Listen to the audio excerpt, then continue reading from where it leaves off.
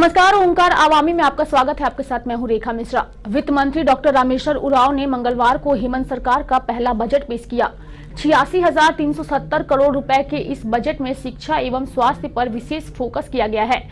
वित्त मंत्री ने सभी जिलों में पीपीपी मॉडल पर डायलिसिस केंद्र बनाने का ऐलान किया। साथ ही 300 बेड वाला कैंसर अस्पताल बनाने की भी घोषणा की गई। 8 लाख रुपए सालाना आय वालों के लिए मुफ्त इलाज और कैलाश मानसरोवर यात्रा के लिए 1 लाख रुपए की सब्सिडी दी जाएगी। आपको बता दें कि 100 यूनिट तक बिजली फ्री रहेगी। वित्त मंत्री ने कहा, जो लोग आयुष्मान भारत योजना में नहीं आते हैं उनका राज्य सरकार अलग से 5 लाख रुपए का बीमा करेगी। ऐसे में राज्य की 52% आबादी स्वास्थ्य बीमा के दायरे में आ जाएगी। राज्य में जनजातीय यूनिवर्सिटी और आवासीय स्कूल बनाने के साथ बालिका शिक्षा के लिए भी कई घोषणाएं की गई। आपको बता दें कि 50,000 परिवारों को आजीविका से जोड़ा जाएगा। सिंचाई के लिए 300 चेक डैम पूरे किए जाएंगे।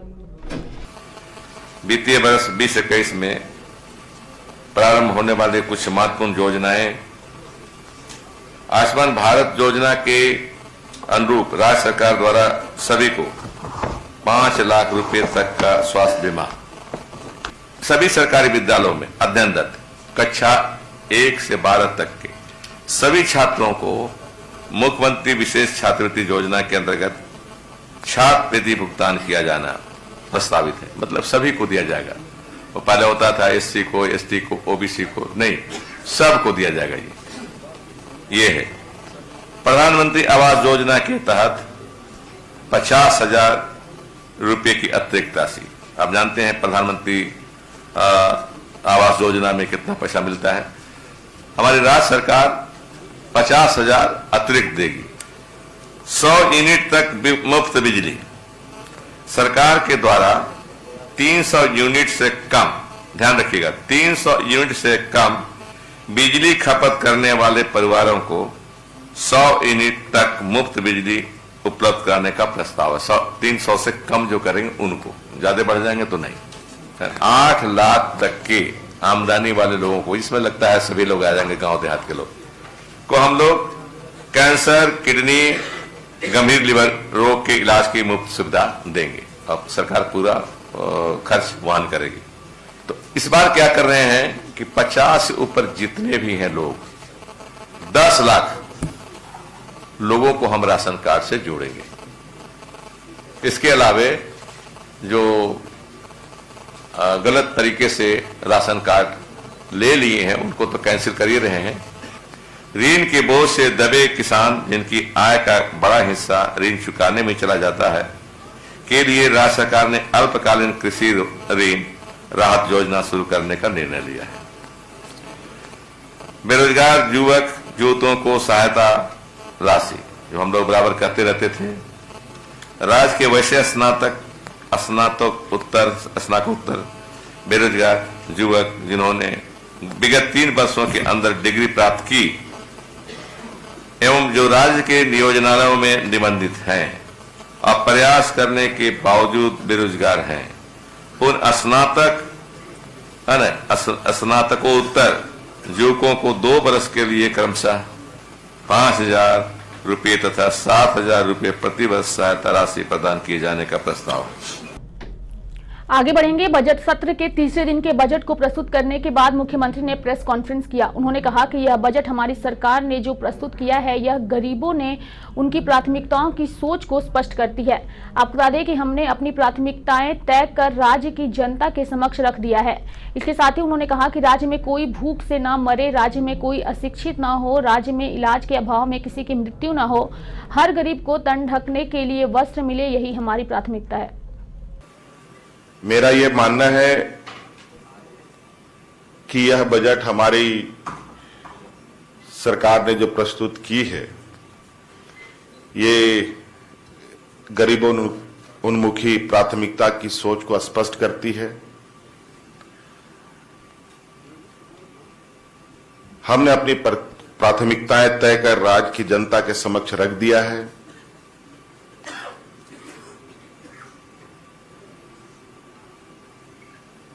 हमने शासन के रथ को झोपड़ियों की ओर मोड़ दिया है।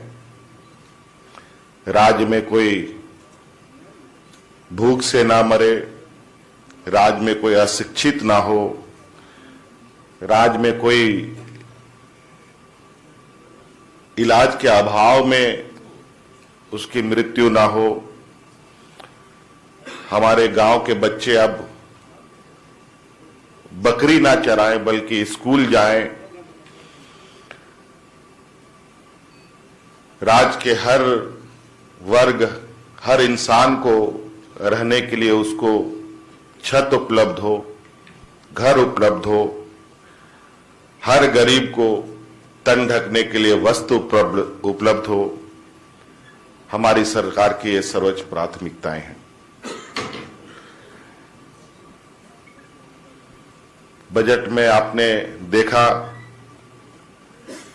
कि किसानों को खुशहाल बनाने के लिए तथा युवाओं के अरमानों को पंख देने के लिए इस बजट में कुछ कदम उठाए हैं।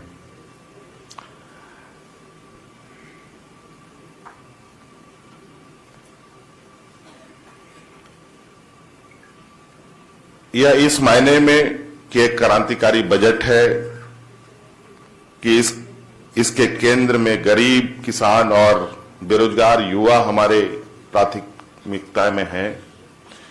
कैसे उनको स्वावलंबी बनाया जाए, कैसे उनको अपने पैरों में खड़ा किया जाए, किसान अपनी बदहाली से बाहर कैसे निकले, ये हमारे सोच के केंद्र बिंदुओं में है। वहीं बजट पर विपक्ष का क्या कुछ कहना है, आइए सुनते हैं। मेरा यह मानना है कि यह बजट हमारी सरकार ने जो प्रस्तुत की है, ये गरीबों उन्मुखी प्राथमिकता की सोच को स्पष्ट करती है।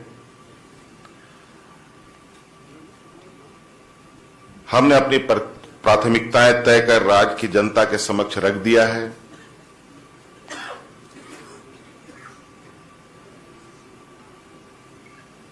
हमने शासन के रथ को झोपड़ियों की ओर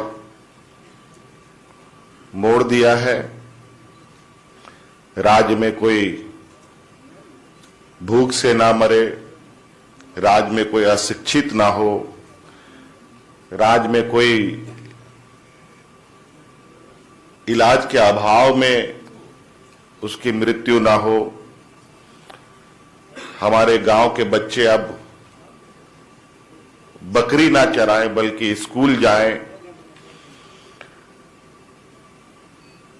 राज्य के हर वर्ग, हर इंसान को रहने के लिए उसको छत उपलब्ध हो, घर उपलब्ध हो, हर गरीब को तन ढकने के लिए वस्तु उपलब्ध हो, हमारी सरकार की ये सर्वोच्च प्राथमिकताएं हैं।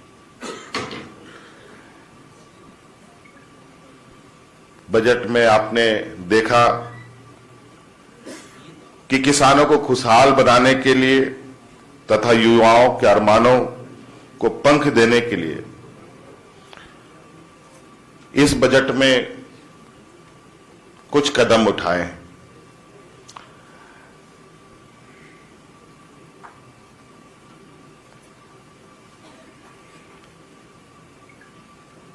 यह इस मायने में कि एक क्रांतिकारी बजट है कि इसके केंद्र में गरीब, किसान और बेरोजगार युवा हमारे प्राथमिकता में हैं। कैसे उनको स्वावलंबी बनाया जाए, कैसे उनको अपने पैरों में खड़ा किया जाए, किसान अपनी बदहाली से बाहर कैसे निकले, ये हमारे सोच के केंद्र बिंदुओं में है। सभा सत्र के बाद ओंकार अवामी के संवाददाता प्रतीक सिंह ने मंत्री रामेश्वर उरांव से बजट को लेकर क्या कुछ बात की, आइए सुनते हैं। हमारे साथ सूबे के वित्त मंत्री रामेश्वर उरांव जी हैं, उनसे हम बात करने की कोशिश करेंगे। आज बजट पेश की गई है। ये जो बजट पेश किया है सर, ये क्या लगता है जो खासतौर पे युवाओं और किसानों के लिए क्या खास है? किसानों के लिए है हम लोग धान खरीद ज़्यादा पैसा दे के कर रहे हैं। किसानों को हम लोग कर्जा माफ़ कर रहे हैं। किसानों के लिए हो गया, बेरोजगारों के लिए एक तो नौकरी देंगे और नौकरी तलाशेंगे। तो शायद इसके बाद भी अगर छूट गए कोई तो पीजी और ग्रेजुएट और पीजी लोगों को हम 5,000 और 7,000 का ये देंगे, मुआवजा देंगे साल में।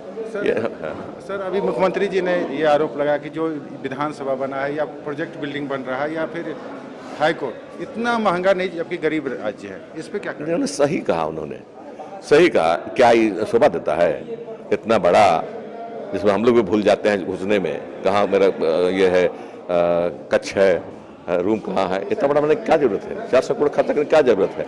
हाथी उड़ाने की क्या जरूरत है ना? ये सब चीजें नहीं होनी चाहिए। गरीब राज्य में गरीबों को फायदा पहुंचाने वाली योजना पर काम करना चाहिए। बेरोजगारों की बात जो कि कही गई कि पहले घोषणा पत्र में यह था कि 5 से 7,000 रुपया बेरोजगारी भत्ता दिया जाएगा, लेकिन ये सालाना, इसका क्या तात्पर्य है? नहीं, इसका ये है कि हम पहले तो रोजगार देने की व्यवस्था कर रहे हैं।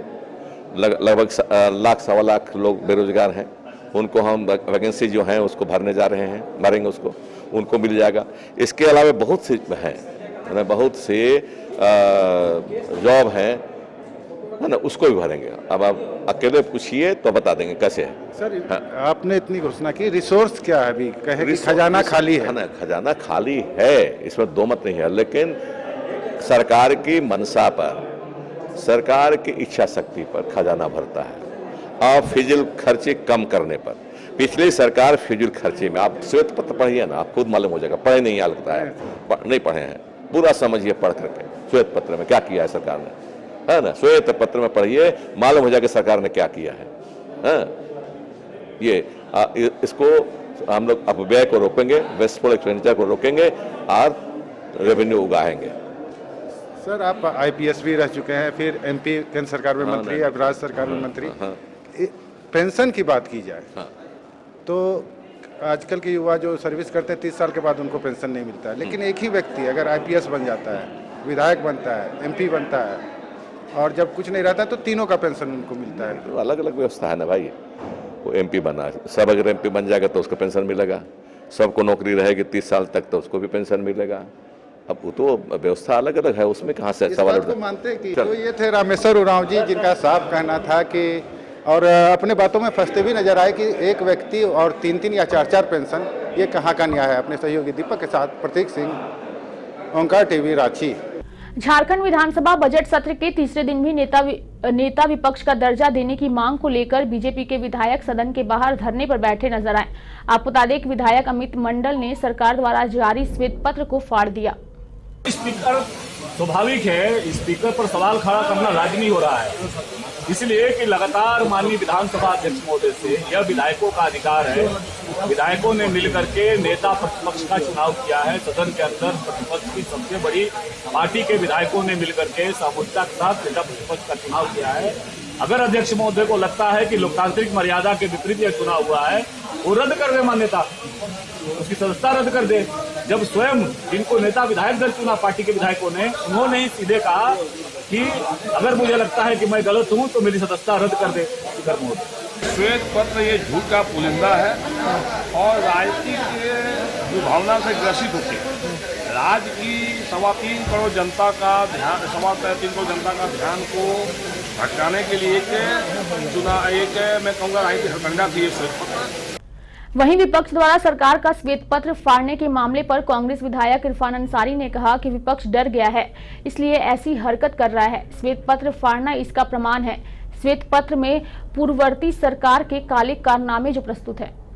बिल्कुल सही है। कई भारतीय श्वेत पत्र के अंदर उनका काले कारनामे, वो लोग जेल जाएंगे और जेल से बचने के लिए ये लोग श्वेत पत्र आ रहे हैं, उससे परवाह नहीं। लेकिन सरकार कार्य करेगी और जो झारखंड को लूटा है, जिसने झारखंड को भोगला किया है, उस पर कार्रवाई होगी। पाकुड़ से जेएमएम के सांसद विजय हांसदा ने मीडिया से बात करते हुए अपनी सरकार की उपलब्धता को जनता के सामने रखा और कहा कि सरकार जनता के हित में काम कर रही है। सरकार की प्राथमिकताओं में है कि वो बेरोजगार युवकों को रोजगार दे। इसके साथ ही उन्होंने कहा कि पलायन पर रोक और स्वास्थ्य, शिक्षा, सड़क, पानी, बिजली सहित सभी समस्याओं से निजात हेमंत सोरेन जनता को दिलाएगी। जो भी सरकार की तरफ से निर्णय लिए जा रहे हैं वो जनता के हित में लिए जा रहे हैं, क्योंकि सरकार का जो पैसा होता है वो किसी एक व्यक्ति विशेष का नहीं होता है, वो जनता का पैसा होता है और जनता का पैसा जनता के लिए इस्तेमाल होना चाहिए, ना कि उस पैसे से जो है कोई अपना मज़े करे। और इसमें जितने भी लोग ऐसे कार्य में संलिप्त रहे हैं उन पे अगर सरकार के तरफ से कोई भी निर्णय लिया जा रहा है तो जनता की उसकी सराहना करनी चाहिए। विपक्ष जो है कि विपक्ष के पास आज जो है चेहरा नहीं है। वो जिनको लाए हैं या खड़ा करना चाह रहे हैं, अगर वो मापदंड पे खड़े नहीं हो रहे हैं तो किसी और को खड़ा कर दीजिए, लेकिन अगर वो खड़ा नहीं कर पा रहे हैं तो इसका मतलब आज उनके पास चेहरे की कमी हो गई है।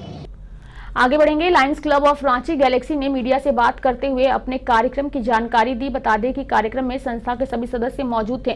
कार्यक्रम की शुरुआत राष्ट्रीय गान के साथ शुरू की गई। संस्था की प्रेसिडेंट ने संस्था के काम की जानकारी मीडिया से साझा की। बता दें कि Lions club of Ranchi Galaxy ने बताया कि उनकी संस्था जरूरतमंद लोगों के लिए काम करती है, महिलाओं के सम्मान के लिए काम करती है। कई ऐसे काम हैं जो संस्था की ओर से किए जा रहे हैं। ईस्ट की मतलब स्पॉन्सर की हुई ब्रांच है और 322A इसका कोड है।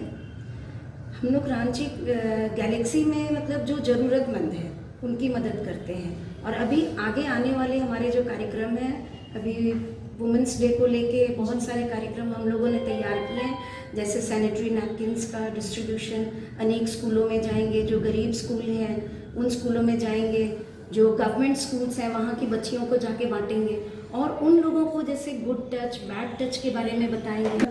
आने वाले समय में पीडियाट्रिक कैंसर हेल्थ चेकअप और फूड फॉर हंगर तो हम लोग वीक में 1 दिन कर लेते हैं, मंथ में 2 बार कर लेते हैं। जी मैम, सरकार से आप लोग को कुछ मदद मिलती है क्या? नहीं मैम, हम लोग खुद करते हैं, हम लोग आपस में कंट्रीब्यूट करके उसके बाद करते हैं। Lions club of Ranchi Galaxy की ओर से होली मिलन समारोह का आयोजन किया गया। इस दौरान संस्था की सभी महिलाओं ने रंग गुलाल लगाकर एक दूसरे को होली की बधाई दी। संस्था के लोगों से बात की ओंकार आवामी की टीम ने। होली महज एक त्योहार नहीं है, बल्कि ये खुशियों का प्रतीक है, रंगों का त्योहार है। और हम ये बात यूं ही नहीं कह रहे हैं, हम आज आपको दिखलाएंगे कि किस तरीके से महिलाओं का एक ग्रुप इस होली खुशियों के त्योहार मना रहा है। आप मैं चाहूँगी अपने सहयोगी से कि वो हमारे कैमरे को थोड़ा जूम करके दिखाएं। आप देख सकते हैं कि लोग किस तरीके से होली मना रहे हैं। Happy Holi ma'am. और एक दूसरे को होली की बधाइयाँ दे रहे हैं, काफ़ी अच्छा लगता है। होली एकता में अनेकता का त्यौहार है और ये यहाँ पे हम साफ तौर पर देख सकते हैं कि महिलाओं के पास ज़्यादा समय नहीं होता है कि वो घर से बाहर निकले, काम में बिजी होती हैं, लेकिन जिस तरीके से वो समय निकाल के एक दूसरे को रंग लगा रही है तो ये अपने आप में एक अद्भुत नज़ारा है, अकल्पनीय नज़ारा है और अविश्वसनीय नज़ारा है। आप देख सकते हैं किस तरीके से साफ सुथरी होली खेली जा रही है। यहाँ पे कहीं ना कहीं एक मैसेज भी देने की कोशिश की जा रही है कि इस होली पानी की बचत करें और होली का त्यौहार जो है वो साफ सुथरा मनाए। आइए हम इनसे बात करते हैं और जानते हैं कि इस होली वो लोगों को क्या कुछ संदेश देंगी। बताइए, इस बार की होली में जनता को क्या संदेश देना चाहेंगे? बिना पानी का होली खेलने के लिए। चलिए, बिल्कुल सही कहा इन्होंने, पानी की किल्लत आने वाले समय में आने वाली है। मैम, मैं चाहूंगी थोड़ा सा आप आगे आ जाइए, काफी अच्छी लग रही हैं आप, रंगों से भरी हुई हैं। मैं चाहूंगी कि आप कुछ बताएं हमें होली को लेकर के। होली रंगों की त्योहार है और हम चाहते हैं कि सब आपस में इसी तरह खिले रहे, आपस का जो दुश्मनी है उसे भूल जाए और अपना जो प्यार है वो उसी को बढ़ाए। और एक और चीज़, मीडिया या व्हाट्सएप पे जो मैसेजेस आते हैं उनको भूल जाए, उनको पॉलिटिकल ना करे जी। जो सही है उसको आप देखें कि क्या सही है क्या नहीं सही है। बहुत अच्छा सवाल आपने उठाया मैम। एक मैम और है, काफी खूबसूरत लग रही है, प्यारी लग रही है। मैम बताइए, होली को लेके क्या संदेश देंगी? होली तो माने सबको गम भूल के प्यार का आह्वान देते हैं जी। इससे ज्यादा हम नहीं बोल सकते। चलिए, कोई नहीं मैम, इससे ज्यादा नहीं बोल सकती। सबसे पहले तो मैम आपको हैप्पी होली। और आप मुझे बताइए, होली को लेके क्या मैसेज देना चाहेंगे? होली तो बहुत ही अच्छा और हर्षोल्लास का त्यौहार है जी। मैं चाहती हूँ कि सब लोग अच्छे और शांति से होली मनाएं जी। यहाँ पे एक अद्भुत नजारा ये है कि लोग काफी अच्छा मैसेज दे रहे हैं। यहाँ पे पानी का होली नहीं हो रहा है, काफी साफ सुथरी होली हो रही है। कहीं ना कहीं पानी को बचाने का एक अच्छा संदेश भी आप दे रहे हैं, क्या कहिएगा? हाँ, अभी गर्मियाँ आने वाली हैं, वाटर लेवल हमारा अभी से बहुत नीचे चला गया है, तो अच्छी बात है कि हम खुद और अपने बच्चों को और अपने आसपास लोगों को भी बताएं कि हम लोग होली हमेशा सूखा ही खेलें, पानी बचाएं। चलिए, क्या संस्था की तरफ से क्या संदेश लोगों को देना चाहेंगी? नहीं, मैं यही कहूँगी कि रंगों का त्योहार है, लोग रंगों में मिल जाए और लोग एक दूसरे के साथ सहृद व्यवहार करें और रंगों की तरह जीवन में भी रंग लाए। जी बिल्कुल सही कहा आपने। जरूरी है, लोगों की जिंदगी काफी शांत होती जा रही है, जीवन में रंग लाने की काफी जरूरत है और आपकी संस्था काफी अच्छा मैसेज भी दे रही है, क्या कहेंगी? मेरी संस्था में सबने बहुत अच्छे अच्छे बोले हैं, मेरे लायक बोलने लिए कुछ नहीं है, लेकिन मेरा यही कहना है कि जो मन मुटाव है आपस का उसको भूल के और प्रेम प्यार से, जैसे अनेक रंग हैं वैसे सब भाई बहन की तरह मिल के खेलें और एंजॉय करें। होली पे मैं महिलाओं से ये कहना चाहूँगी कि अपना विचार और अपने विवेक का इस्तेमाल करिए, ना कि आप किसी के कहने पे कि नहीं चलो यहाँ धरना है, यहाँ बैठना है तो बैठ गए। तो ये अपना सोच समझ के जो भी करना है कीजिए। ना ही मैं सीएए के विरोध में हूँ, ना ही उसके समर्थन में हूँ, लेकिन ये जो हो रहा है प्रोपेगेंडा, ये नहीं होना चाहिए। सही कहा मैम ने कि ये नहीं होना चाहिए। खुशियों का त्योहार है होली, होली रंगों का त्योहार है, रंगों से रंगी हुई हैं आप, क्या कहेंगी? जी, मैं बोलना चाहूँगी कि होली तो रंगों का त्यौहार है ही, आपसी भेदभाव भुला के लोग गले मिले, हर्बल होली खेले और खुशी खुशी एक दूसरे का जो भी राग द्वेष है वो मिटा दें। चलिए, तो आपने देखा कि रंगों का त्योहार है, खुशियों का त्योहार है। कविता पढ़ना चाहूँगी, जरूर जरूर जरूर। तो वो आपके समक्ष में प्रस्तुत करती हूँ। राधा संग खेले होली, कान्हा की नटखट ठिठोली, गोपियों की छवि निराली, संग संग निकली टोली, रंगों से देखो भींगी चोली, हरा गुलाबी नीली पीली, फागुन की बवार रंगीली, भंग का खुमार नशीली, ठंडई का स्वाद रसीली, रंगों का त्योहार है होली। गले मिले सब हम जोली, दिल से दिल मिले अलबेली, ऋतुराज की बासंती बोली, धारा की देखो हरियाली, सजी है फूलों की रंगोली। क्या बात है, बिल्कुल सही। मैम ने कविता उठाया, मैं चाहूंगी कि मैम एक लाइन गाने का होली का। मैम, आप होली में कई ऐसे गाने हैं जो हमारे मुंह पे लगा रहता है, चाहे वो आप खेले रघुबीरा वध में, होली खेले रघुबीरा, होली खेले रघुबीरा वध में, होली खेले रघुबीरा। होली है तो देखा कि किस तरीके से लोग एंजॉय कर रहे हैं, होली में खुशियां मना रहे हैं। मैं भी दर्शकों से चाहूंगी कि इस होली आप पानी बचाएं, सूखी, साफ सुथरी और अच्छी होली खेले। सहयोगी शशि के साथ रेखा मिश्रा, ओंकार, आवामी रांची।